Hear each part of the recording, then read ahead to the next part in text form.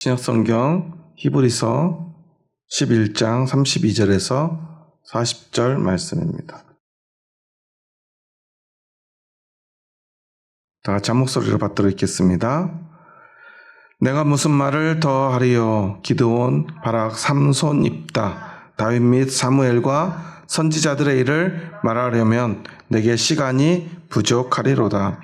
그들은 믿음으로 나라들을 이기기도 하며 의를 행하기도 하며 약속을 받기도 하며 사자들의 입을 막기도 하며 불의 세력을 멸하기도 하며 칼날을 피하기도 하며 연약한 가운데서 강하게 되기도 하며 전쟁에 용감하게 되어 이방 사람들의 진을 물리치기도 하며 여자들은 자기의 죽은 자들을 부활로 받아들이기도 하며 또 어떤 이들은 더 좋은 부활을 얻고자 하여 심한 고문을 받되 구차히 풀려나기를 원하지 아니하였으며 또 어떤 이들은 조롱과 채찍질 뿐 아니라 결박과 옥에 갇히는 시련도 받았으며 돌로 치는 것과 톱으로 켜는 것과 시험과 칼로 죽임을 당하고 양과 염소의 가죽을 입고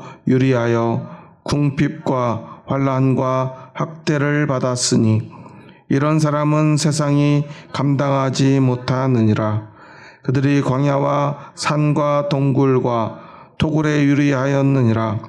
이 사람들은 다 믿음으로 말미암아 증거를 받았으나 약속된 것을 받지 못하였으니 이는 하나님이 우리를 위하여 더 좋은 것을 예비하셨은즉 우리가 아니면 그들로 온전함을 이루지 못하게 하려 하심이라. 아멘. 네, 우리가 몇 주에 걸쳐서 이 히브리서 11장 믿음장의 말씀을 함께 나눴는데 오늘 그 마지막 시간입니다. 모세와 그 출애굽의 과정까지 그 믿음의 선조들의 모습을 고백하고 이제 그 이후 사사시대 이후에 믿음의 모습이 무엇인가를 이야기하면서 몇몇의 이름을 이야기합니다. 기드온, 바락, 삼손, 입다, 그리고 다윗 및 사무엘과 선지자들. 그런데 이 사람들의 이야기를 다 하려면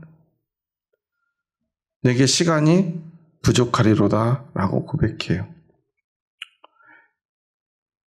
믿음은 단순히 한마디의 말로 정의될 수 있는 것이 아닙니다. 믿음은 어쩌면 우리의 삶에 실존하는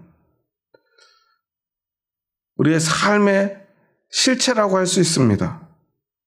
그런데 너무나 많은 사람들이 믿음을 한마디로 정의하려고 해요.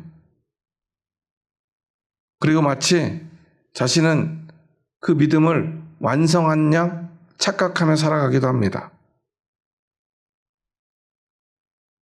하지만 세상에 완전한 믿음은 없습니다. 저게 믿음이야 라고 한마디로 말할 수 있는 것이 아니라는 거예요. 믿음은 한 사람 한 사람 믿음의 사람들의 모습들을 보고 또 보며 그 속에서 믿음은 이런 것이구나. 이럴 때는 이렇게 하는 것이 믿음이겠구나. 하지만 또 다른 상황에서는 또 다른 모습이 믿음일 수 있구나. 그리고 또한 우리의 삶의 속에서 우리가 어떤 상황에 처하더라도 그 믿음으로 살아가는 것.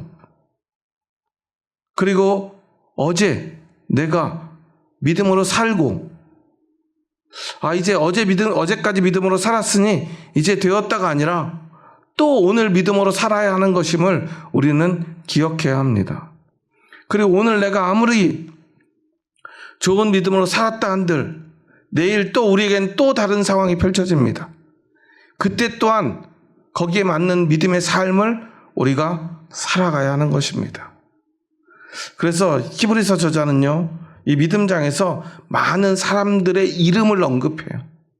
왜 그렇습니까? 그 각자의 삶이 다 달랐고요. 그 삶의 현장에서 그들이 고백한 믿음의 고백이 달랐기 때문이에요.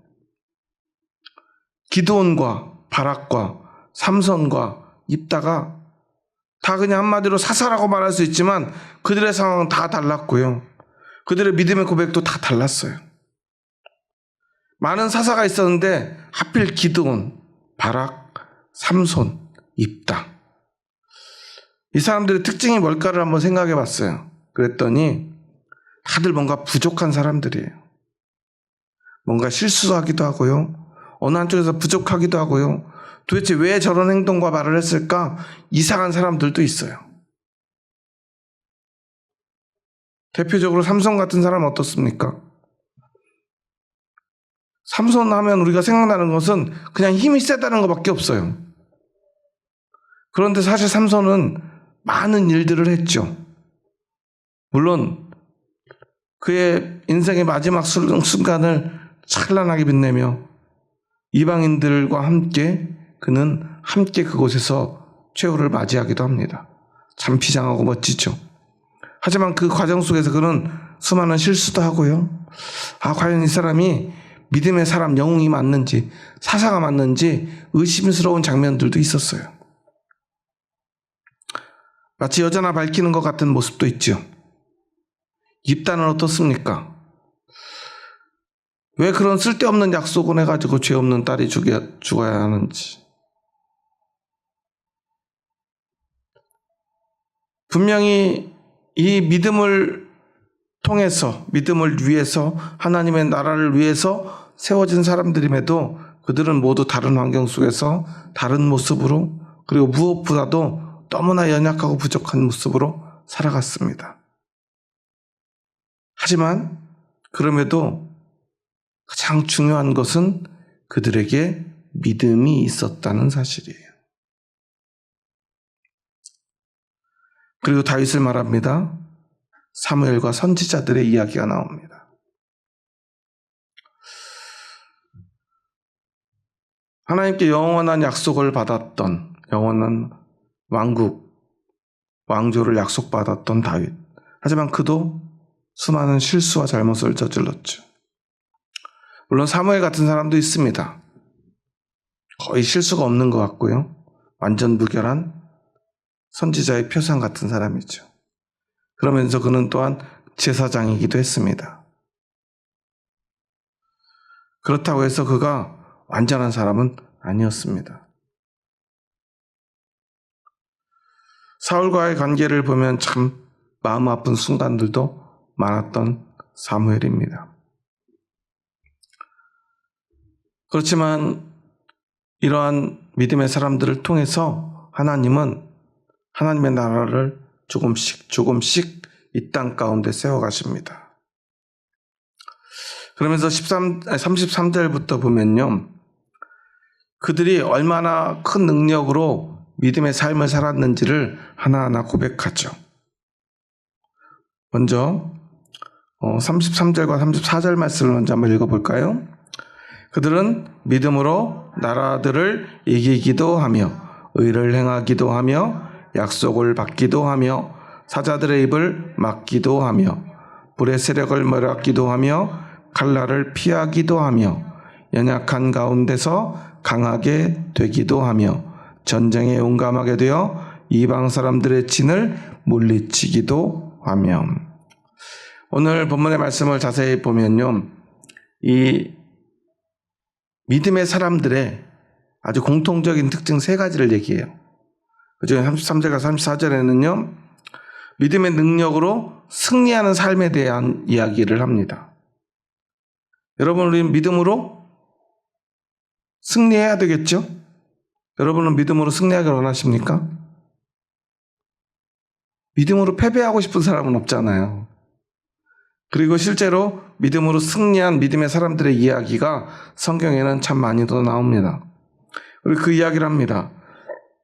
믿음으로 나라들을 이깁니다. 여기서 나라들은 어떤 나라들이죠? 이방 나라들이겠죠. 믿음이 없는 자들, 하나님 나라가 아닌 사람들과 우리는 싸워 승리해야 합니다. 그리고 믿음은 의를 행하게 합니다. 또 약속을 받기도 합니다. 대표적으로 다윗과 같은 사람이죠. 영원한 하나님의 나라를, 그 위를 약속받습니다.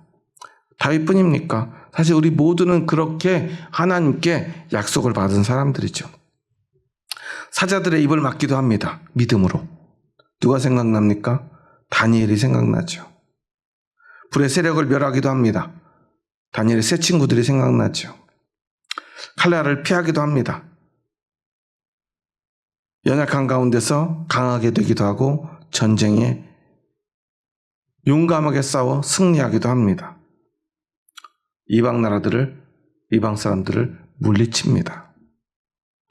33절과 34절을 보면 믿음은 능력 있고 승리하는 것이구나 생각할 수 있습니다.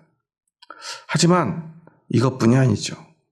35절에서부터 38절까지의 말씀을 보면요, 또 다른 이야기가 나와요.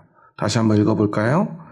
여자들은 자기의 죽은 자들을 부활로 받아들이기도 하며 또 어떤 이들은 더 좋은 부활을 얻고자 하여 심한 고문을 받되 구차히 풀려나기를 원하지 아니하였으며 또 어떤 이들은 조롱과 채찍질 뿐 아니라 결박과 옥에 갇히는 시련도 받았으며 돌로 치는 것과 톱으로 켜는 것과 시험과 칼로 죽임을 당하고 양과 염소의 가죽을 입고 유리하여 궁핍과 환난과 학대를 받았으니 이런 사람은 세상이 감당하지 못하느니라. 그들이 광야와 산과 동굴과 토굴에 유리하였느니라. 그런데 또한 믿음은요, 어떤 것입니까? 믿음의 두 번째 특징, 믿음의 사람들의 두 번째 공통적인 특징이에요.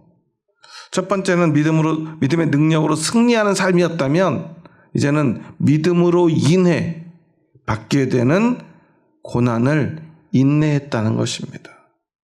그 고난을 견뎌냈다는 거예요. 그러니까 믿음은 능력과 승리가 따라오기도 하지만 믿음에는 또한 고난과 고통이 따라오기에 우리는 그 고난을 참아낼 수 있어야 된다는 것입니다. 많은 사람들이 고난을 이겨낸다고 말해요. 고난을 이겨야 한다고 말합니다. 하지만 여러분 생각해 보세요. 사자가 나를 잡아먹겠다고 달려들면 우리 믿음이 있으면 사자를 물리칠 수 있습니까? 물리칠 수 없죠. 뜨거운 불에 던져졌는데 우리가 무슨 소방관도 아니고요.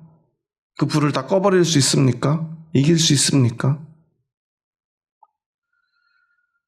다니엘의 세 친구들이 풀무불 가운데 던져졌을 때 그들은 어떤 생각을 했을까요?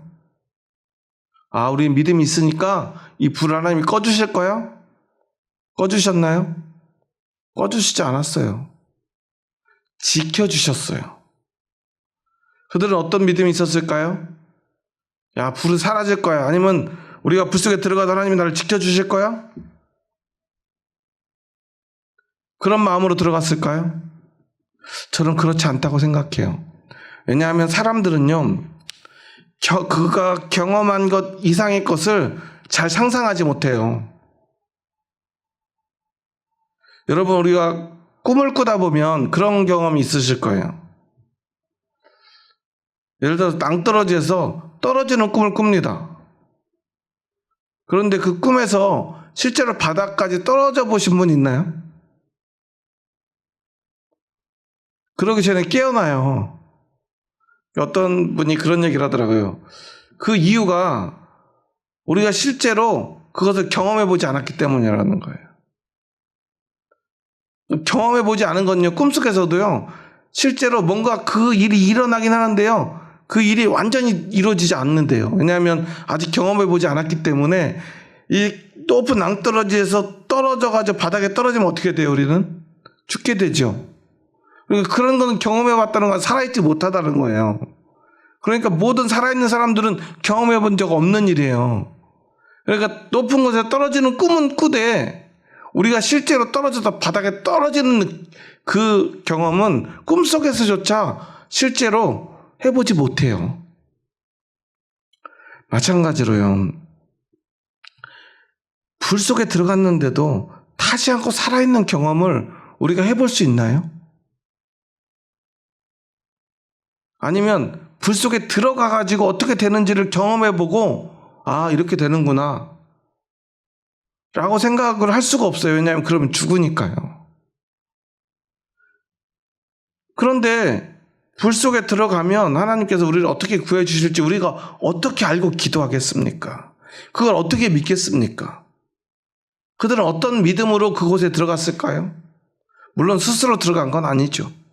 불 속에 던져집니다. 하지만 그들은 믿음을 위해서 그렇게 불에 태워져 죽을 것을 감내하며 그 고통을, 그 죽음을 받아들인 거예요. 사자굴에 던져집니다. 사자굴에 던져지면 어떻게 될지는 우리가 잘 알죠. 왜냐하면 사자들이 먹이를 어떻게 물어뜯는지 우리는 볼 수 있으니까요. 그게 이제 보통 때는 닭이나 뭐 이런 다른 짐승인데 내가 그 먹이가 되는 것 뿐이죠. 그럼 하나님이 저기서 나를 어떻게 구해내실지 우리는 상상할 수 있습니까? 상상할 수 없어요. 왜? 경험해 본 적이 없으니까요. 그러니까 그들이 그런 일들 가운데로, 그 고난 가운데로, 죽음 가운데로 나아갈 때 할 수 있는 건 아무것도 없어요. 그저 그 고난을, 그 죽음을 받아들이는 거예요. 무엇을 위해서입니까? 믿음을 위해서입니다. 우리는요, 고난을 이겨낼 수 없어요. 하지만 우리는 믿음으로 그 고난을 받아들이고 그 고난 가운데 인내할 수 있죠. 인내한다는 건 뭐 하는 거예요? 여러분, 인내한다는 건 뭘 하는 걸까요? 인내한다는 건, 고난을 인내한다는 건요, 그 고난 가운데 우리가 오직 믿음으로 가만히 있는 거예요. 인내한다는 건요, 무엇을 하는 게 아닙니다. 아무것도 하지 않는 거예요. 오직 믿음으로 그 고난 가운데 머물러 있는 거예요. 고난이 나를 어떻게 하더라도, 때로는 오늘 본문의 말씀처럼 사자도, 불도, 칼날도 그 믿음이 튕겨내고 막아내고 이겨내기도 합니다. 그런데 다니엘이 사자의 입을 틀어막았나요? 그러지 않았죠. 그 불을 무슨 방패로 막아냈나요? 믿음의 방패가 쑥 나와가지고 무슨 어벤져스처럼 그렇게 이겨냈나요? 그러지 않았어요. 어떻게 됐는지 알지 못해요. 그저 그들은 그 죽음 앞에 묵묵히 믿음을 위해 나아갔던 것 뿐입니다. 그들이 할 수 있는 건 아무것도 없었어요. 스스로 사자굴에 들어가지 않았어요. 불 가운데로 스스로 뛰어들지 않았어요. 칼날 가운데 목을 내어놓지 않았어요. 살고 싶었을 것입니다. 하지만 그들이 살기 위해서는 무엇을 해야 합니까? 믿음을 저버려야 해요. 그러니까 무엇을 한다는 것은 사실 믿음을 지키는 것이 아니라 믿음을 저버리는 게 돼요. 고난을 이겨낸다는 것은 사실 그 믿음 가운데 인내하는 것이 아닙니다. 오히려 믿음을 저버리는 게 돼요. 고난을 이겨내려면요, 믿음을 저버려야 돼요. 이겨야 되니까요. 사자한테 물려 죽지 않으려면요, 믿음을 저버리면 됩니다. 가장 좋은 방법이에요. 믿음을 저버리는 것이. 하지만 믿음을 위해서 스스로 아무것도 하지 않는 것. 그것이 바로 고난 가운데 인내한 믿음의 사람들입니다. 그리고 감당할 수 없는 고통을 그들은 믿음으로 견뎌냈던 거예요. 물론 오늘 35절을 보면 여자들은 자기의 죽은 자들을 부활로 받아들이기도 하며, 누가 생각납니까? 엘리야와 사렙다 과부. 엘리사와 수넴 여인, 죽은 아들들을 놓고 그들이 목 놓아 웁니다. 받아들일 수 없는 슬픔과 고통이 찾아왔습니다. 그들이 할 수 있는 건요, 그 고통을 부여잡고 눈물을 흘리는 것밖에 없었어요. 그때 엘리야가 그 아들을 구해줍니다. 그 아들을 다시 살려줍니다. 수넴 여인도 마찬가지죠. 죽은 아들, 그 아들을 자기의 힘으로 살려냅니까? 아니요. 그들이 할 수 있는 건 아무것도 없어요. 엘리사가 살려주지 않았다면 그 아들은 결코 다시 살 수 없어요. 여기서 부활, 죽은 자들을 부활로 받아들였다고 하죠. 그 믿음 때문에 그 죽은 자가 다시 살아나는 그 부활로 받아들일 수 있었던 것뿐이에요. 자기가 스스로 한 건 없습니다. 이 부활한 생명을 그들은 받아들인 것뿐입니다. 아, 하나님이 살려주시니까 이렇게 죽은 아들이 살아나는구나. 그들이 무엇을 해서 살려낸 게 아니라는 사실이에요. 그런데 오늘 대한민국의 많은 교인들이요, 이걸 착각해요. 기도해서 살려내려고 합니다. 그런데 믿음은요, 그 부활을 받아들이는 거예요. 내가 살려내는 게 아닙니다. 나인성 과부의 아들은 어떻습니까? 예수님께 매달립니다. 예수님이 그 아들을 살려냅니다. 마르다와 마리아의 오라비, 나사로는 죽은 지 며칠이 지나고요, 이제 썩어서 냄새가 나가는 상황입니다. 그런데도 그때 예수님이 그를 부릅니다. 나사로야. 주님의 음성을 듣고 나사로가 부활합니다. 그들은요, 믿음은 이렇게 죽은 자의 부활로 나타나는구나 하고 그 부활을 받아들이게 되는 거예요. 받아들일 수 없는 현실이죠. 하지만 믿음은 그것을 받아들이게 합니다. 죽음도, 고난도, 받아들일 수 없는 슬픔도, 일어날 수 없는 일들도, 믿음은 그것을 있는 그대로 바라보고 받아들이며 인내하고 그 속에 머물면서 오직 믿음만을 지켜내는 것입니다. 믿음을 위해서 그것들을 받아들이는 것입니다. 그리고 이제 마지막 39절 40절에서 이렇게 말합니다. 함께 읽습니다.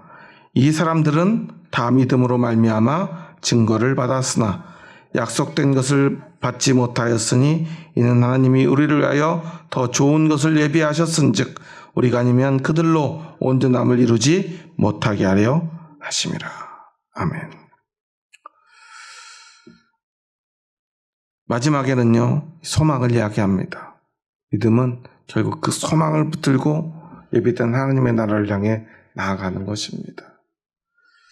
그리고 그 소망은 오직 예수 그리스도를 통해서 온전해짐을 40절에서 이야기를 해요. 우리가 아니면 그들로 온전함을 이루지 못하게 하려 하심이라. 이게 무슨 말이냐면요, 구약에 아무리 위대한 사람들이라 할지라도요, 그들은요 완전한 구원을, 완전한 소망을 이룰 수 없어요. 왜 그렇죠? 예수님이 없었기 때문입니다. 하지만 우리는 아무리 연약하다 하더라도 우리는 그리스도 이후의 삶을 살고 있죠. 그리스도를 통해서 그 소망이 이제 성취됨을 우리는 믿습니다. 그래서 우리는 재림의 시대를 살아갑니다. 주님이 다시 오실 그때 그 소망이, 하나님의 나라가 앞에서 이야기한 더 좋은 부활을 우리는 소망합니다. 더 좋은 부활은 예수 그리스도가 다시 오실 그때 받을 영원한 생명의 부활입니다. 오늘 우리는 그것을 소망합니다.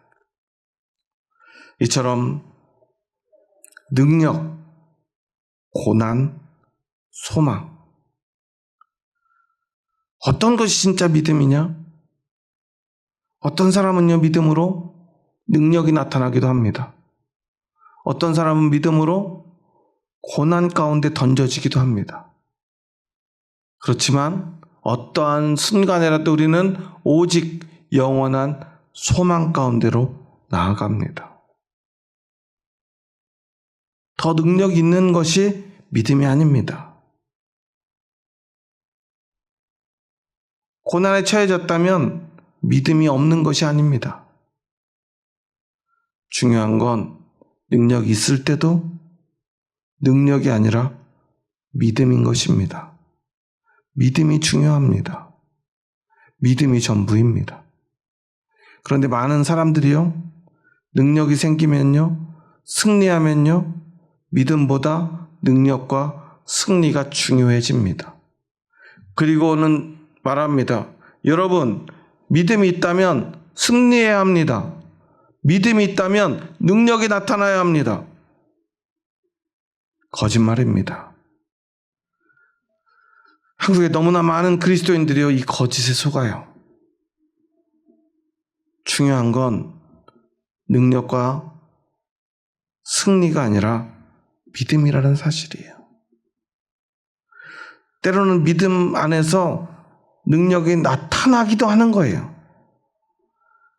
믿음 때문에 승리하기도 하는 거예요. 그런데 중요한 건 능력이나 승리가 아니라 그 믿음이 중요한 것입니다. 수많은 나라들을 이깁니다. 이기는 게 중요한 게 아니에요. 믿음으로 이기는 것입니다. 그 순간에라도 믿음을 지키는 게 중요합니다. 믿음이 있으면 그 승리는 믿음이 돼요. 하나님이 기쁘게 받으시는 승리가 됩니다. 하지만 승리했다고 다 믿음인 것은 아닙니다. 믿음으로 능력이 나타난다면 그 능력은 하나님께서 기쁘게 받으시겠죠. 하나님의 일을 할 것입니다. 소망을 이루게 할 것입니다. 주님의 나라를 만들어 갈 것입니다. 하지만 능력이 나타난다고 믿음이 되는 건 아니에요. 오히려 많은 사람들이요, 능력이 나타날 때 믿음을 저버려요. 그 능력을 자랑하기 바쁩니다. 그 능력으로 교만해집니다. 그 능력을 자랑하고요, 그 능력을 자기를 위해 사용합니다. 자기의 사적인 이익을 위해 씁니다. 자기의 권세를 위해 능력을 남용합니다.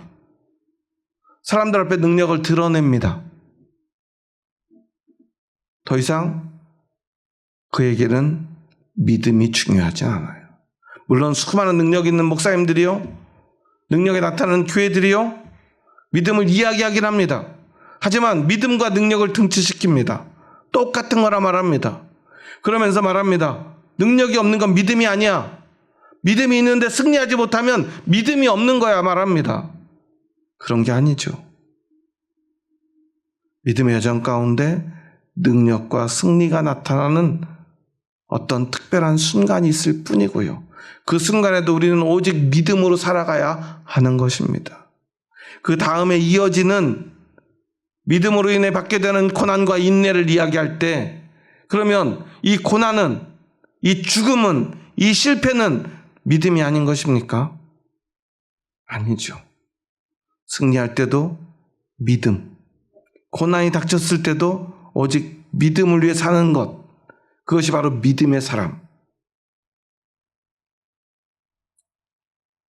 그 사람들의 특징인 것입니다. 중요한 건 오직 믿음입니다. 오늘 내가 믿음을 위해 사느냐? 고난을 왜 인내합니까?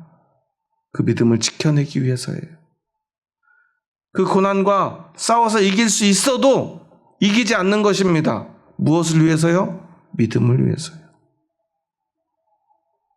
물론 때로 믿음으로 능력이 나타나고 승리해야 될 때가 있습니다. 그때도 나는 그러한 능력이 없지만 믿음이 그 능력을 갖게 하고 그 믿음의 능력으로 승리하게 하시면 승리해야 되겠지요. 하지만 능력과 승리가 중요하지 않아야 합니다. 오직 믿음이 중요해야 합니다. 이기면서도 오직 그것이 내 자랑이 아니라 믿음으로 이기는 것이어야 한다는 거예요. 믿음으로 능력이 한가운데 머무르는 것이지 그 능력이 내 것이 아니라는 것입니다. 승리하게 되었을 때도 믿음으로 그 승리의 한가운데 내가 잠시 서 있을 뿐입니다. 언제든 그 승리는 고난으로 죽음으로 바뀔 수도 있다는 사실이에요.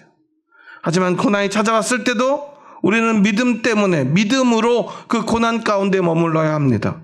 그러면 그 사람은 믿음의 사람입니다. 그리고 고난이 오든 능력이 있든 승리이든 죽음이든 그 믿음 가운데 우리는 오직 하나의 소망을 바라봅니다.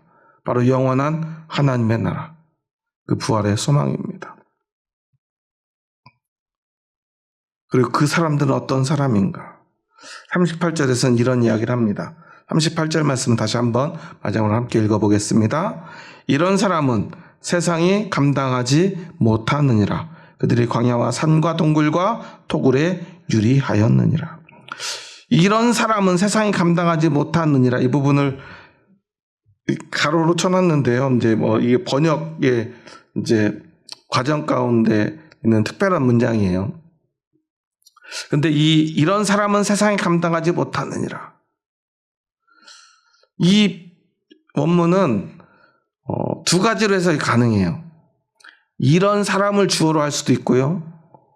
세상을 주어로 할 수도 있어요. 세상을 주어로 하면 이런 뜻이 돼요. 세상이 이런 사람은 가치 없게 본다. 이런 사람을 주어로 하면요. 이런 사람들에게 세상은 살아가기에 가치 없는 곳이다. 왜냐하면 그 세상은 그들이 추구하는, 소망하는 영원한 나라가 아니기 때문이에요. 그러니까 세상이 그 사람들을 가치 없게, 쓸모없게 여기느냐, 아니면 그 사람들이 세상을 쓸모없게 여기느냐, 전혀 다른 반대의 해석이 될 수 있다는 거예요. 성경은 이걸 어떻게 해석합니까? 이런 사람들을 주어로 해석합니다. 그래서 이런 사람은 세상이 감당하지 못한다는 건 어떤 뜻이에요? 이런 사람들이 세상은 영원한 하나님의 나라, 우리가 소망하는 진짜 나라, 영원한 하늘의 본향이 아니라는 거예요. 우리가 영원토록 살 내 진짜 고향이 아니라고 여기기 때문에 세상은 그 사람들을 감당할 수 없습니다. 물론 세상도 그 사람들을 가치 없게 여깁니다. 이런 사람들은 쓸모없는 사람들이야. 나라를 어지럽히고 나라를 망가뜨리고 세상의 질서를 무너뜨리는 사람들이야. 우리가 아무리 힘으로 그들을 위협하고 돈으로 유혹해도 넘어가지 않는 사람들, 절대로 우리 편이 될 수 없는 사람들이라고 생각한다는 거예요.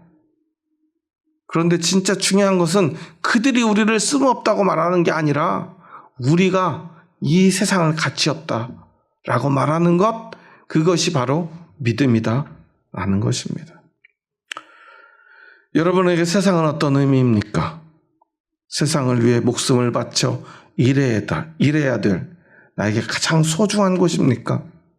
아니면 영원한 하나님 나라를 향해 가는 우리들에게 사실은 아무 쓸모없고 가치 없는 곳입니까? 믿음은 결코 세상을 소망하지 않습니다.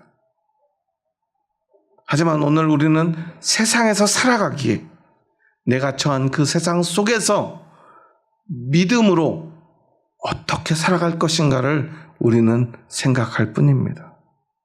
때로는 그 세상에서 승리하는 것이 믿음일 때가 있습니다. 때로는 세상에서 우리가 고난당하고 멸시당하고 비웃음 받고 때로는 죽어야 할 때도 있습니다. 그렇지만 믿음의 사람들은요, 능력으로 승리할 때도 오직 믿음뿐이고, 실패하고 고난이 찾아와도 우리는 오직 그 믿음을 지키기 위해서 그 고난을 인내할 뿐입니다. 그 고난을 받아들입니다. 고난을 회피할 방법, 고난을 피해갈 방법이 아무리 많이 있어도 그것이 믿음을 지키는 길이 아니라면 우리는 결코 그 고난과 싸워 이기지 않습니다. 묵묵히 믿음을 위해 그 고난을 받아들일 뿐입니다.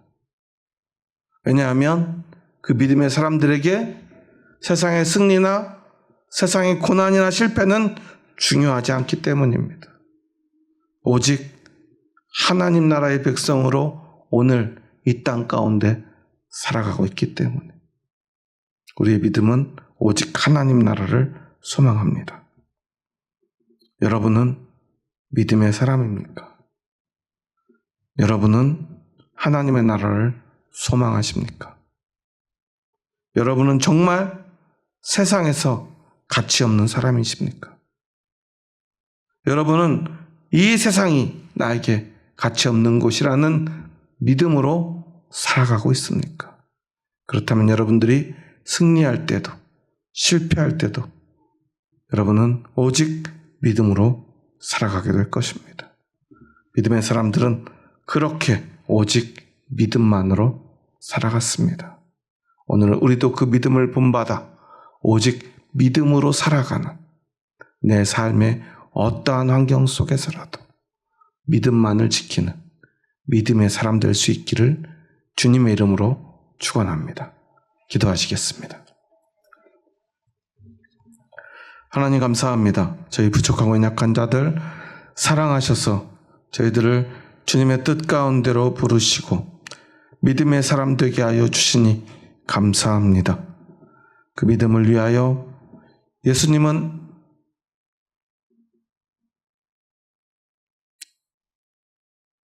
세상의 권세 잡은 자들 앞에 가장 부끄럽고 천한 모습으로 멸시와 모욕을 당하셨고 채찍에 맞으셨고 피 흘리셨습니다. 그 무거운 십자가를 지고 골고다의 언덕길을 오르고 또 올라 지친 몸으로 도저히 끝까지 갈 수 없었음에도 멈추지 못하시고 멈추지 않으시고 그 길을 끝내 걸어오르셨습니다. 그리고 그 십자가에서 아무것도 할 수 없는 무기력한 모습으로 오직 생명을 위하여 오직 하나님의 뜻을 이루시기 위하여 그곳에 그 힘없고 연약한 모습으로 부끄럽고 추한 모습으로 아무것도 하지 못한 채 머무르셨고 피 흘리셨고 숨을 거두셨음을 고백합니다. 오늘 우리는 그 예수님을 따라 오직 믿음으로 살아가기 원합니다. 때론 위대한 승리 가운데 있을 때에도 때론 처절한 실패와 고난과 죽음의 위협 앞에서도 오직 믿음이 이끄는 대로 믿음을 위하여 살아가기 원합니다. 그리고 그 믿음으로 오직 하나님의 나라만을 소망하기 원합니다. 그 믿음 때문에 세상에선 쓸모없는 존재가 될지라도 오히려 우리는 당당히 우리에게 세상이 쓸모없다 외치기를 소망합니다. 주님, 오직 믿음을 주시옵소서. 믿음으로 살아가게 하여 주시옵소서. 이제는 우리 주 예수 그리스도의 은혜와 하나님의 사랑하심과 성령님의 교통하심이 오직 믿음으로 살아가기 원하는 이 자리에 머리 숙인 한 영혼 머리 위에 이제로부터 영원토록 함께 하시기를 간절히 축원하옵나이다. 아멘.